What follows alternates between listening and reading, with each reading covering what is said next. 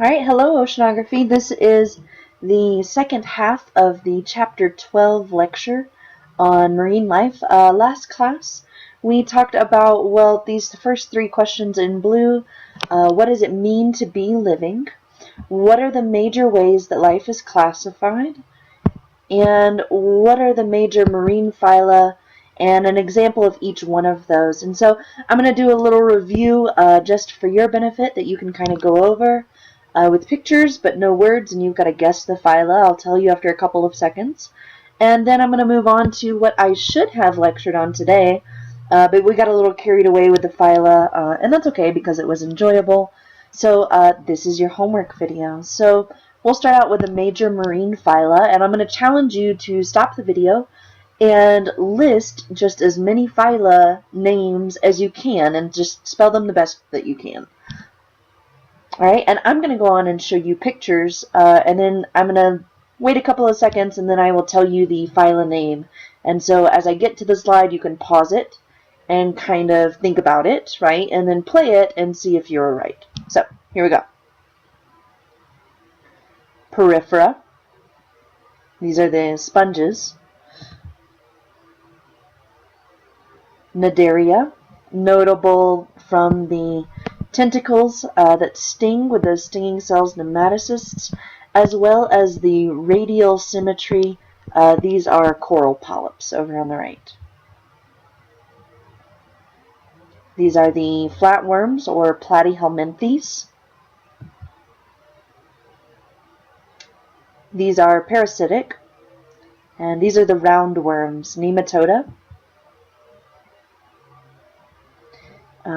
And I've given you some verbal clues. These are the segmented worms, also known as feather duster or Christmas tree worms, and you can definitely see why there. These are the Annelidea. Aha, trick question. These are also Annelidea. Notably, they have these little side projections, and on the Christmas tree worms, that's actually what makes them feathery, are these little projections on their side. These are other annelids. We've got our Caribbean snapping shrimp, and that is an arthropoda, a little barnacle down here, right? Things that are crunchy. We've got two different kinds of crabs. This is a ghost crab and a king crab, and then copepods down bottom, and these are also arthropoda. Oh, and a sand flea. All right, things with shells. And these fall in the phylum Mollusca. And let's see, we've got a cuttlefish, an octopus, and a squid that are also in the phylum Mollusca. These are just the shellless ones. Echinodermata rhymes with Hakuna Matata. Right, these are all different kinds of starfish, brittle stars, and sea biscuits. Sand dollars. Oh, sorry about that. All different kinds of sharks, all variety, a goblin shark, for those of you guys that like them. These are in the phylum Chordata. And this is the little lancelet that I showed you, and my very favorite kind of funny deep sea critter, and that is a hagfish, also in the phylum Chordata. For this hagfish, they're really interesting. They're decomposers down at the bottom. Got a little mouth here. They're the only animal that tie themselves in knots, and so if they get stuck somewhere, like in a fish's belly, they will bite down, tie themselves in a knot, and then ratchet their head out, usually taking a little chunk of that fish along with them.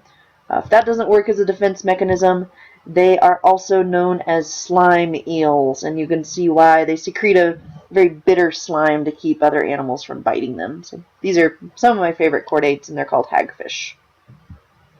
Alright, so on to the first question for today. How is the marine environment divided?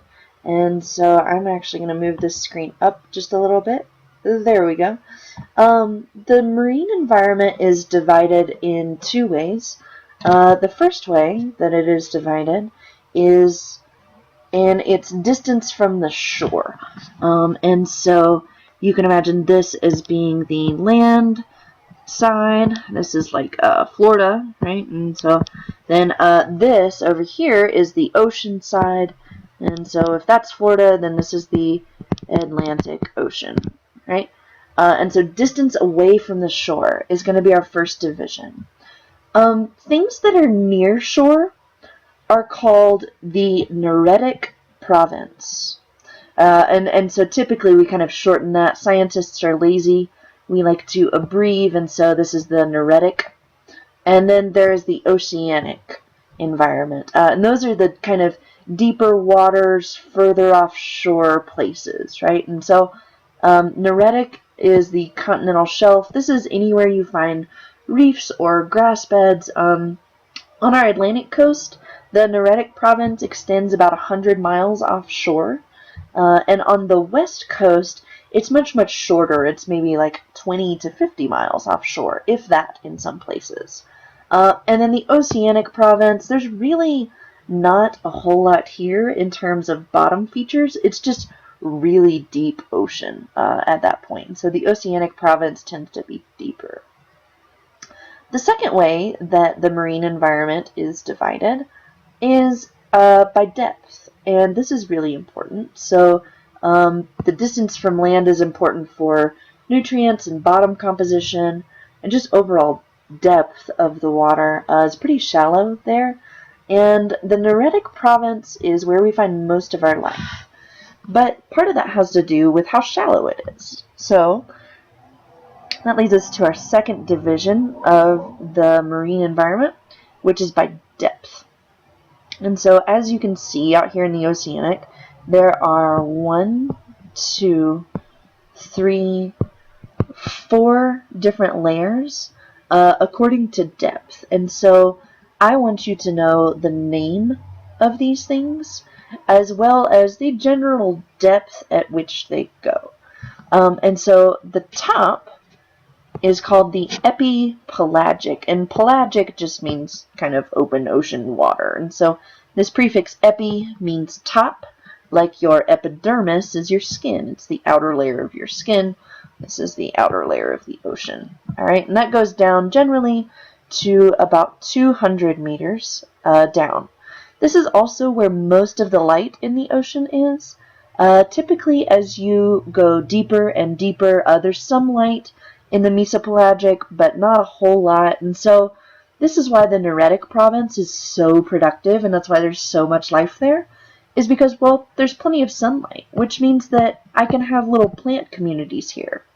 And if I can have plant communities, then I can have really productive food chains.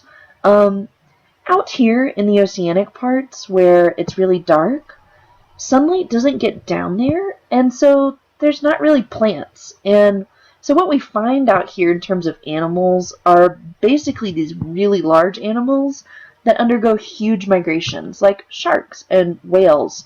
They don't depend on the plants that grow here because, well, there aren't any plants that grow here in the really deep parts.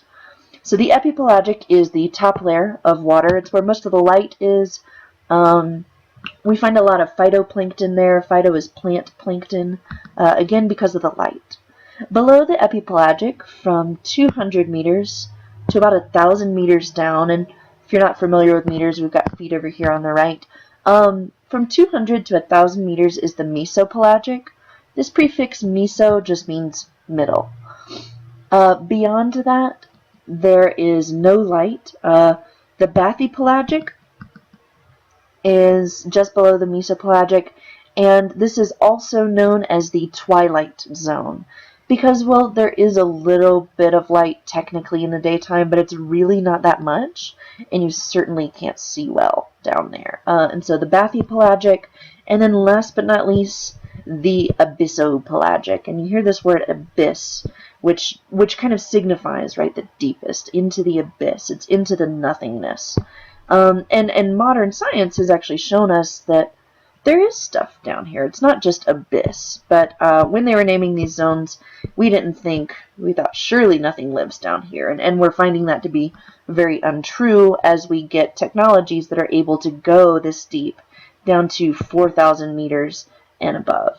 And so this is the abyssopelagic. And so what I want you to know are the divisions offshore. So there's the Neretic and Oceanic, right? Oceanic is the deeper one.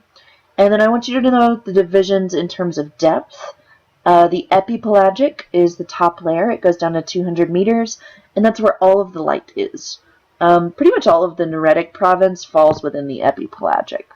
Below that is the mesopelagic, bathypelagic, and abyssopelagic, and I'd kind of like you to know round about the depths of those, right? Know that abyssopelagic is anything below 4,000 meters, bathypelagic below 1,000, and mesopelagic below 200, right? Should be pretty easy. Alright, and just to give you an idea of that, I've given these divisions by longitude, and so we could also call that offshore divisions, and then divisions by depth, right? And these are just kind of the words to go with the picture. And then we also have this last division of the ocean, which is not really the ocean at all, and so both of these are pelagic divisions. Pelagic means in the water. So pelagic is in the water column. So things that swim about in the water column would be pelagic. But then there's also a really rich environment right on the ocean floor. So, for instance, within the Neretic province, there's a lot of benthos or bottom kind of compositions, so sandy bottoms or coral reefs or other kind of substrates on the bottom that support a multitude of life. And in fact, the benthic communities, the things that live in the dirt, are some of the most diverse and rich species that we see in the oceans. Right? And so there's these two kind of pelagic divisions, and then the benthic is the bottom division. And so when we describe where life lives, we can describe organisms as pelagic, and we can then describe them as Neretic or oceanic, living in the epipelagic, mesopelagic, bathypelagic, or abyssopelagic. Right? If an organism isn't pelagic, then we can usually describe them as benthic, meaning that they live on the bottom, right? And so things it kind of makes sense that things either live in the water or they live in the dirt. It's got to be one or the other, right? We can further classify organisms based on their movement, their locomotion, how they get around. And so we can classify things as plankton, which I like to call very scientifically the floaty drifties.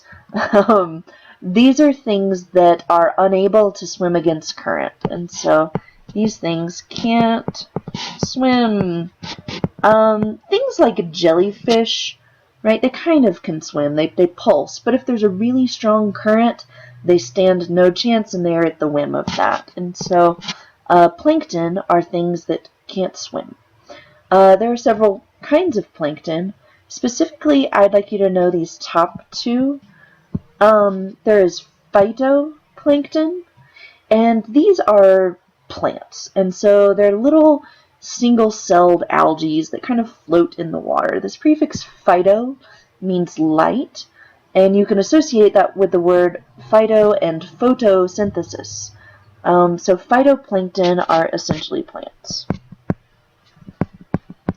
And then there are zooplankton, and you see this word zoo, and well, that makes you think of the zoo. And so the zooplankton are animals. So technically, jellyfish is a zooplankton, but there are lots of microscopic versions of these as well. Most fish and corals and jellyfish and a lot of those kind of non-mammalian animals that you think of, and particularly the smaller ones like fish, have larval stages where that animal will lay eggs, and then those eggs hatch into these little itty-bitty, teeny tiny animals, sometimes microscopic, and they just float around in the water. And so you've got all these little baby crabs and squid and fish that are larval. They're very, very small, And as they grow up, they are munching on the phytoplankton around them until they get big enough to establish themselves and eat larger prey. So zooplankton are animals, and the water's full of it. And so the interesting thing is that when we say just this general word plankton, what we usually mean are these microscopic phytoplankton and zooplankton, and they're not differentiated. They're all mixed in with one another. Just like you would imagine in a forest, plants aren't separate from animals. They are all mixed in on each other because they depend on one another. And so there will be some times when we take samples of water out of the aquarium and we'll look and we'll see little tiny zooplankton in there, and we'll see phytoplankton. We'll see algae mixed right in with those little baby animals. There's also bacterioplankton and viroplankton. These are bacteria and viruses that kind of float in there. Beyond that, there is holoplankton and meroplankton. Holoplankton are things that spend their whole life as plankton.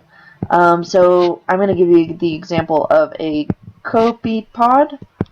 And if you don't know what that is, pause the video right now and look up copepod, C-O-P-E-P-O-D. These are a type of zooplankton. They are an arthropod. They're crunchy, and they're basically like the cockroaches of the sea. They make the world go round. They're excellent little animals, but they're microscopic their whole life, right? And so their whole life, they're plankton. There are some things that I mentioned, though, that only spend part of their life, the larval stages, as plankton. And so these would be things like crabs or squid, or maybe even fish, right? They have these little larval stages that are planktonic. They can't swim yet, but then they grow up to be big, strong crabs and squid and fish, and they're able to swim. All right, so plankton are the floaty drifties. Next up are the nekton. The nekton are the swimmies. So anything that can swim against a current is considered nektonic. And then last but not least, my very favorite, the benthos, are the crawlies. So they might attempt to swim like a crab, but for the most part, they're mostly on the bottom, and so that's either in the sand or on the reef. These things don't really swim a whole lot. They might kind of flurry up and then right back down and crawl around. These are divided into three things. I should start with infauna. These are the things that live in the dirt. And so a lot of times this is like shrimp or crabs. What else lives in the dirt? Mollusks live in the dirt. A lot of clams and things live in the dirt. They don't ever really leave there because, well, it's a good hiding place. There are epifauna, things that live on top of the dirt, like corals or sponges. I would almost consider a stingray epifaunal, right? They just barely cover themselves in dirt, and that's where they hang out most of the time. Sand dollars, sea stars, brittle stars, things that don't live technically dug down in, but right on top. And then last but not least, there are these guys who are very confused and don't know their identity, and these are the nectobenthos. And so this is a combination of the word nekton and benthos. These are the swimmy crawlies. So like a lot of times crabs have, let's see if I can draw a crab. That's going to be my crab body, pinchers, and then crabs have some legs out here. A lot of times crabs will have these little flippers kind of on their back. And so if a crab gets in a kind of sketchy situation, instead of being a crawly like they traditionally are, they can flap these little flappers and kind of swim out of the way, but not very far, and then land back down and be a crawly again. And so a swimmy crawly is a nectobenthos. All right. I do expect you to know all of these terms and be able to identify different animals as such. And so if I ask you about like copepods, these are my favorite zooplankton, you should be able to describe them as zooplankton, and they are holoplankton their whole life, right? Or that maybe crab, squid, and fish are meroplankton in their larval stages, as they're little tiny babies. I would expect you to be able to describe a crab as benthos, right? Maybe not necessarily nectobenthos, but benthos.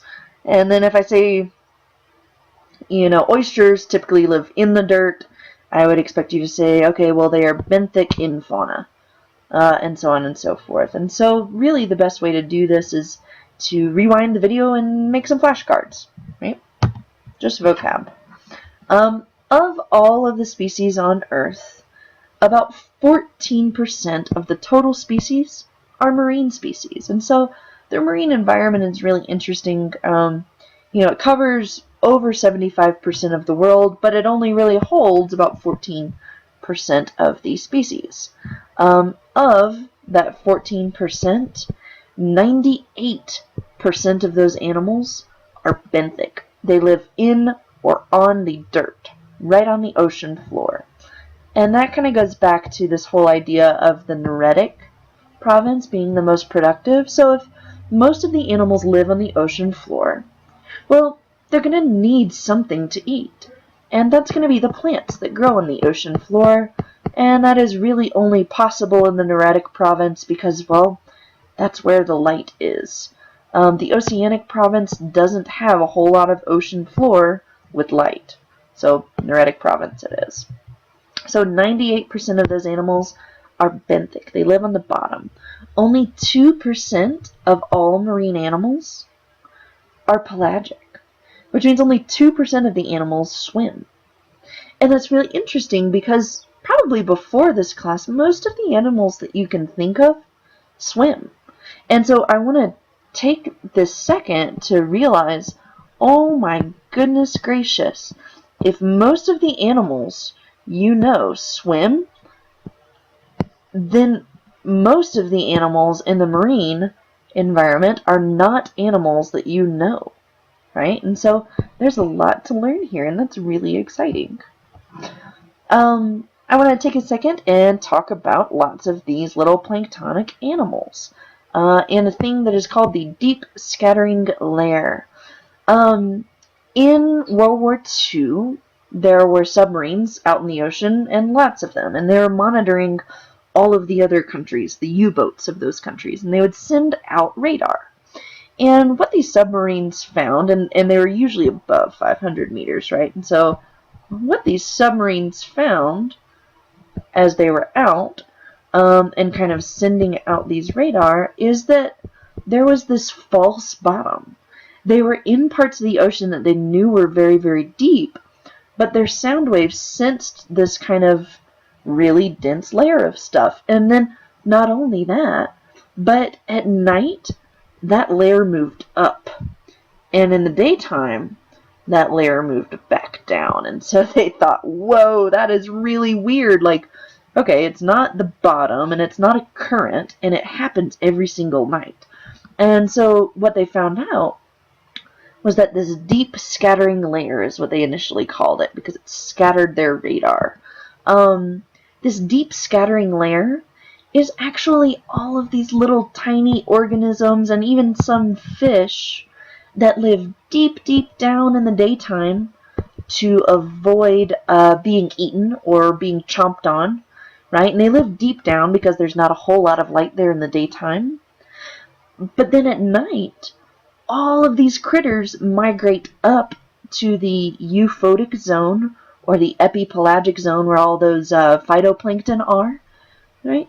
They migrate up to take advantage of all those phytoplankton under the cover of darkness, so they still have their safety net up, their defense, and then when the epipelagic becomes lit up again in the daytime, all of these critters travel back down deep where there's no light, so they can't be seen, and if they can't be seen, they can't be eaten. This kind of a migration of coming up at night and back down in the daytime is called a diurnal migration. D-I-U-R-N-A-L, migration. So, the ocean at night is actually a really cool place to be. I personally don't like swimming at night because it's kind of just an inky darkness that I don't want to be in. But from a boat, it's really neat. So you can dip a net in the water and get all of these deep sea creatures that don't ever really see the light of day, and they're kind of like cave animals, right? They look really weird because of this. And so I love being on a boat at night because you can catch lots and lots of very strange things that come up from the depths that you don't get to see in the daytime. If you ever get the opportunity to do a night dive, they send you down with these giant underwater flashlights, and that's a really cool time too. Nighttime in the ocean is a very busy time because of this, because things are under the cover of darkness and they can take advantage of all those phytoplankton in the euphotic zone without being preyed on. And again, this is a diurnal migration, this up at night and down in the daytime, and there's a whole layer of organisms that do this. Alright, so speaking of weird and funky deep organisms, right, what we usually find is that they're red, they've got big eyes to collect what light there is in the bathypelagic, and then they've got really big teeth and upward pointed mouths. And then a lot of them, too, because they live in total darkness, have these little bioluminescent anglers, and that's like undersea bait for all the little things that live down there. But then there's some adaptations that are in common of all of the animals that live above water. So let's see, deep down, what we see is that a lot of these organisms are red. They've got big eyes, and I'll tell you more about this red in next class. But they've got big eyes to collect what little light there is down in the bathypelagic, and they've got upward facing jaws. Right? And then for the shallow organisms, a lot of times these guys are streamlined and counter shaded, and I'll tell you what that means in just a second. Right, and so when we look in the deep ocean, or when we look in the shallow ocean, no matter what phyla we're looking at, we can start to see some similarities in animals based on where they live. Alright, so in water, there are some interesting adaptations that need to be considered. Whereas on land, animals have to worry about support. Well, you don't really have to worry about that in the water. Instead, what aquatic animals worry about is streamlining, and that is decreasing water resistance. And so if you've ever tried to walk in water, you know it's really hard. But animals have this nice streamlined shape that allows water to go right around them, and they don't have a whole lot of drag. Marine animals have to deal with osmosis. They have to deal with cold or warm waters. There's special adaptations for each. Marine animals have to consider camouflage, and then last but not least, they have to consider getting oxygen. And so what we're going to focus on are these 5 kind of areas, and how all animals, no matter what phylum they're from, kind of deal with these things, and maybe some trends in the marine community for dealing with those things. So streamlining.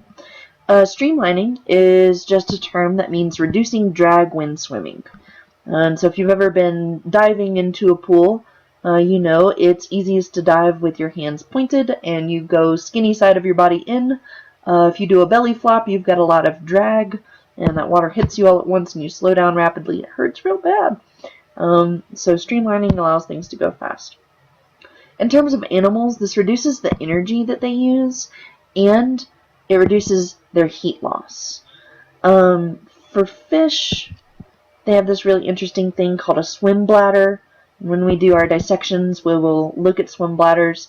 But a swim bladder is basically kind of an extra lung inside of a fish that they can inflate or deflate, much like you do a BCD in diving, and that allows them to go up and down in the water. So just like you inflate your vest when you're diving, or deflate your vest to sink, fish have swim bladders to allow them to go up and down. And they are streamlined so that when they go forward, they can do so quickly. We see the same thing in sharks, dolphins, whales, jellyfish, Almost anything that swims at any point is a streamlined animal. Right? And so these bottom two examples are good examples of streamlining. This is definitely not streamlined and not as streamlined. Most fish kind of tend to taper at the end like these two. Right? Fish body shapes can be described a few ways. So within that streamlined shape, there's some kind of alterations. There are fusiform bodies like a tuna, right? And so if I look at this tuna from the side, they've got this shape, and from the front, it's got that shape. There are attenuated bodies like oarfish. Oarfish are really cool. They can get up to like 60 or 70 feet long, I think. Another weird, funky deep sea critter. There are depressed bodies, and so we call these dorsiventrally flattened. This is like the front, and this is like the side, right? And so these are things like dory, have depressed body shapes. And then there are compressed body shapes where they are flattened from side to side, and these would be like a grouper or scorpion fish or rockfish. Things that usually sit on the bottom are compressed. Alright. Osmosis is another interesting thing that marine animals have to deal with that land animals don't. Osmosis is a process by which water moves from a high concentration to a low concentration across cell membranes. And so what we see is that if we put cells in really salty water, then saltier than the cell is, then water immediately leaves the cell and it kind of shrivels up into a little nothing. This is the case for fish, and so what happens with fish is they are not nearly as salty as their environment, and so what they're constantly having to do is drink water so that the net water loss is 0. If marine fish didn't constantly drink water, their cells would shrivel up and they would die. And so this is something that they're constantly having to deal with, is this constant water loss due to osmosis. Not something that people on land have to worry about at all. So for saltwater fish, they are less salty than their environment. They constantly drink salt water, and they eliminate the salt through their gills. And so as the water flows from their mouth over their gills kind of get rid of a lot of that salt so that they can continually replenish water in their cells. The other way that saltwater fish deal with osmosis is they have extremely concentrated urine. And so, like, if you drink a lot of water, you tend to expel excess water in your urine. No such thing for saltwater fish. They don't expel excess water because they don't have it. And so they get extremely concentrated urine. This is really interesting when you're keeping an aquarium like the one we have in class. What we find is that these fish are constantly putting out really concentrated uric acid. And so it's not uncommon to have to constantly monitor a tank to make sure that the acidity is not on overload and that you don't put too many fish in a tank.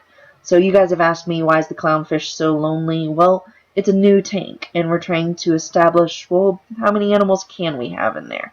And we're trying to avoid them peeing themselves to death or over-acidifying the tank. And so it just takes time, and hopefully we'll get some friends in our tank soon. All right. Cold versus warm water adaptations.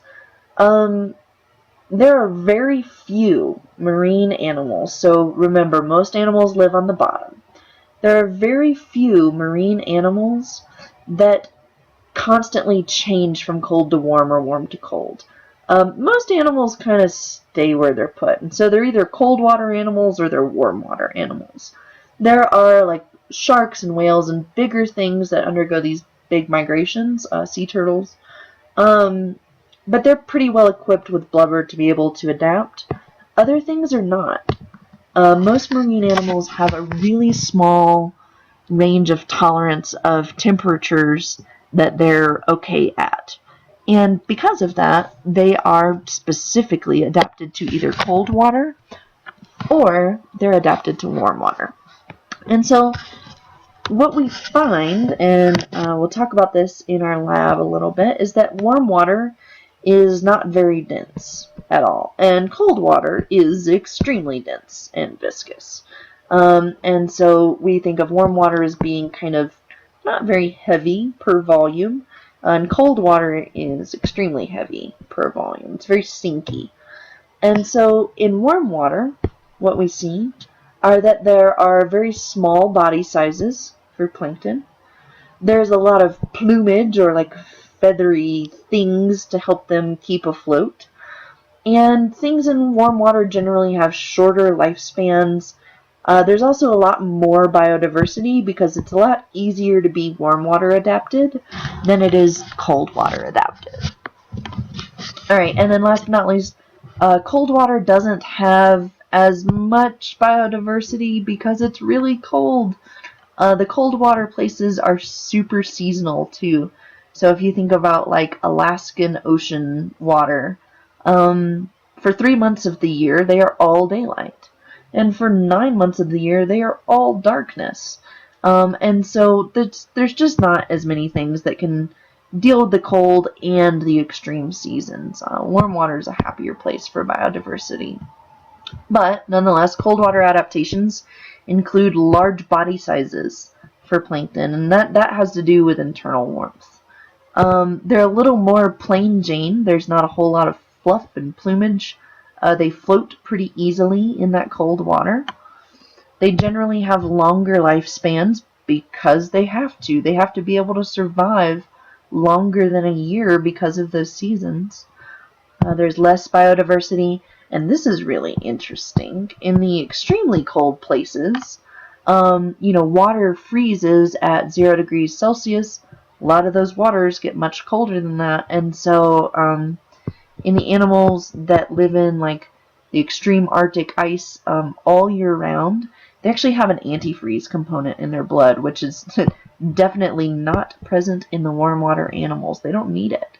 But for animals that live in the Arctic and Antarctic regions all year round, they do need an antifreeze component in their blood to keep their blood a liquid. If they didn't have that, their blood would freeze, and if their blood froze, then, well, they would die. They need blood circulation, so that's an interesting thing about cold water species. So these are back to copepods. This is what a copepod looks like. And I've got a few examples of them here. These are illustrations. Copepods are microscopic, but if I were to look under a microscope, these are what a few species of them look like. And so these really kind of fancy copepods, right, have all of these feather-like projections. And when I talk about warm water things having plumage, that's what I'm talking about, right? They have these little feathery things, and because that warm water isn't dense at all, they need all these little feathery things, right, to help them float in the warm water. However, I've got some kind of boring copepods here too, right, like this guy or this guy, and I can kind of infer that these are cold water copepods because they don't have all of that plumage, right? They don't have all that fluff on them to keep them afloat because they don't need it in a cold water environment. And so, again, I kind of expect to be able to show you some pictures, and if you see a lot of plumage, you should be able to tell me that's a warm water animal. Or if you see no plumage, well, that's probably a cold water animal. When I talk about what kinds of waters, warm or cold, have more variety to them, that's the warm water. Less variety is the cold water. What types of animals have antifreeze in their blood? Well, cold water, right? And so definitely know these characteristics and adaptations for warm versus cold water. All right. Avoiding predation. And so predation is being eaten.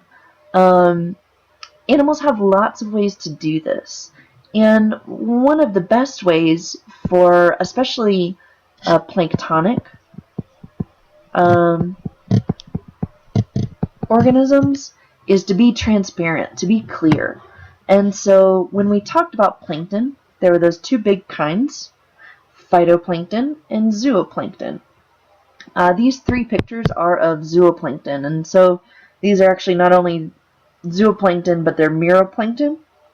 They only spend part of their life as plankton, and so as you could guess, this is a little baby squid. Maybe you can guess that this is a little baby crab, and this is actually another little baby crab, very, very small, and this one is actually right on the verge of microscopic. But these guys are planktonic. They float around, and their best kind of avoidance of being chomped is to be clear, right? To blend in with the water. Since they can't swim away, they're clear. So transparency is a good one. We see some larger fish that are transparent, especially way, way deep, deep down. We do see a lot of larger transparent organisms. For a lot of our nekton, or our swimmies, we see countershading. There's countershading in terrestrial or land animals too. And so what countershading is this whole idea of dark on top and light on bottom. The idea here is if there's something above you, like a bird, it'd have to be a pretty big bird to get this tuna, but a bird nonetheless, and you're looking down, you see blue ocean and, oh, okay, well, this is kind of blue, right? And so it doesn't really stand out if you're a predator looking down. It kind of blends in with the darkness around you. And then here, if you have some kind of a big, gnarly, deep-sea predator looking up at you, well, okay, so they're looking up and they see this light side of your body, and then above you, well, there's sun, and so the water around the fish is kind of light, and so they blend in again. Countershading happens across all phyla. And so whenever you see fish or dolphins or whales or crabs or squid, jellyfish even sometimes, take a look at this whole countershading thing. It's always dark on top, light on bottom to avoid predation. The only way that this guy is going to get seen is if there's something swimming right alongside it from your perspective, in which case he stands out and he is toast. Alright, so again, this is a good image of looking up into countershading. So the shark has a white belly, blends in nicely with the darkness above. And then, well, for our eyes, because we've got really good eyes for animals, we can definitely see the shark here. But if you're a bird or something that doesn't see in color very well, the color of the top of the shark is not a whole lot different than the water around it, right? Same applies for fish of all varieties. All right. There is, aside from countershading, this thing we call disruptive coloration, and that's like a zebra. And so this is really good for things on reefs or things in very busy backgrounds. And so things with lots of grass or corals or sponges or weeds or roots. This disruptive coloring, if you see in only black and white, a lot of times blends right into everything else around it and just kind of looks like shadows or sunspots. For our deep sea animals, they have light absorption tricks, and so by looking at these, you can kind of infer that all of these animals are red. And these also live deep. So deep avoiding predation techniques is to either be clear, or if you can't be clear, at least be red. And I'll show you guys in class why this red coloration works for a lot of those deep sea critters. Alright, so on top of what you look like to avoid predation, there are things that you can do. Schooling is a really great technique. Fish do this, and it's not so much for the survival of the species, it's not so much for the survival of the individual as it is for the survival of the species. And so if you're a schooling animal, and you've seen schools of fish, they move together, they can be very confusing to predators. Schools of fish reduce the likelihood that the entire school will be eaten.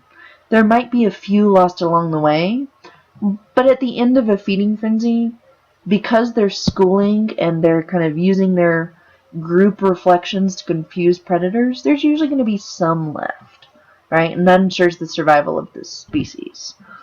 There are also diurnal migrations, hide deep down in the daytime and only come up under the cover of darkness. Inking and burrowing are great avoiding predation behaviors. Inking confuses predators, allows them to not see the squid for a minute, and then by the time they can see the squid is gone. It's like a good magician trick. Burrowing down in the sand, some things search through the sand, like stingrays, for animals, but generally sand is a pretty good cover. If they can't see you, they might not know you're there.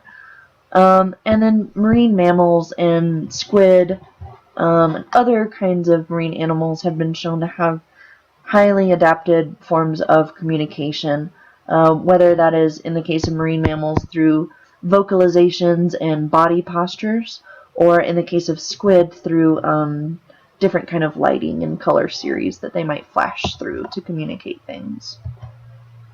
All right. And then last but not least, the best offense is a good defense, and lots of things can anticipate predation. So Cnidaria have those stinging cells. A lot of marine animals can produce their own electricity and shock their attacker or their victim. Flat body shapes are good camouflage. Eye position. Flounder tend to look up. And then when we talked about fish and, ooh, that's a terrible fish, counter shading, we said, well, they don't have to worry about it from above. They don't have to worry about it from below. But they do have to worry about it from the side. So, well, that's where their eyes are. It's on the side to catch those predators. Electromagnetic sensors. Sharks have a really great electromagnetic sensor in their noses, and that lets them know about little electric signals from distressed animals, and that gets them their food. Bioluminescence is a great one. There are also diurnal migrations, long-distance migrations, and communication, and that helps animals stay alive as a species, all of those things.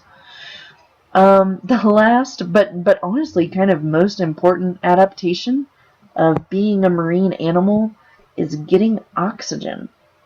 The water itself is full of oxygen, and even free oxygen like we have in our air, like we breathe. There are little bubbles in there, but they gotta get it out. We as humans aren't well adapted to do that. Fish, however, are. And so what they do is they've got gills, and so fish are always opening and closing their mouths, and opening and closing their mouths. And what this is doing is they're sucking in water and running it over their gills. Gills, by the way, look like this. This is a fish cut in half, and when you look at these, they're even shaped like lungs. And they're kind of set up like lungs are on the inside. They've got all these folds and different things to absorb all of the gases. And as water, so water would be in the fish's mouth, it would be coming out of the screen towards you. As water runs over these, those gases are able to dissolve into their tissues and into their bloodstream. And as you can see, these are nice, healthy pink color, and that is because there are so many blood vessels there ready and waiting to get the oxygen from the water as water is pumped over them. So fish always open and close their mouth so that they are always pumping water, which means they're always drinking and breathing as they do that. These phytoplankton that we talk about act just like plants on land. They use dissolved carbon dioxide in the water to make dissolved oxygen in the water that is then used by the marine animals. Most marine animals require about 4 parts per million of oxygen. 5 is a really happy number. However, when we talk about organic pollutants and things that humans are doing to the ocean, we'll talk a little bit more about these ocean dead zones where because of things that we've done to the water, the oxygen drops below this required 4 parts per million, and animals become kind of endangered because of that.